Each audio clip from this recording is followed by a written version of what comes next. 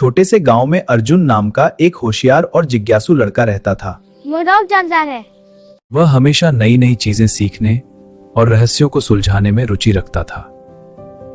गांव के पास एक पुराना खंडहर था जिसके बारे में लोग कहते थे कि वहां जादू छिपा है।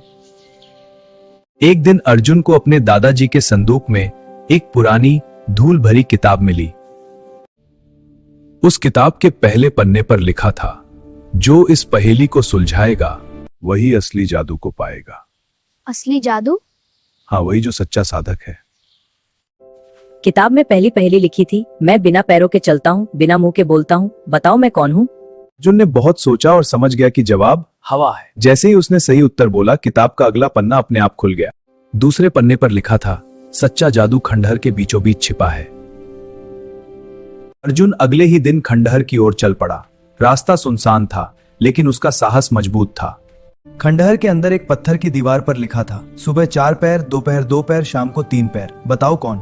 अर्जुन ने मुस्कुराते हुए कहा, मनुष्य। जैसे ही उसने उत्तर दिया, दीवार के पीछे का दरवाजा खुल गया। दरवाजे के पीछे एक चमकता हुआ कमरा था। कमरे के बीच में एक छोटा सा संदूक रखा था। उस पर आखिरी पहेली लिखी थी, जो बांटने बढ़ता है, जो छिपाने से घटता है। अर्जुन ने कुछ पल सोचा और बोला, ज्ञान। सही उत्तर देते ही संदूक खुल गया। उसमें कोई सोना चांदी नहीं था, बल्कि एक चिट्ठी थी। उस पर लिखा था, असली जादू तुम्हारी बुद्धि और ज्ञान में है। जो सीखता है और दूसरों को सिखाता है, वही सच्चा जादूगर है। मुझे समझ आ गया। अर्जुन समझ गया कि जादू कोई वस्तु नहीं, बल्कि समझ और ज्ञान है।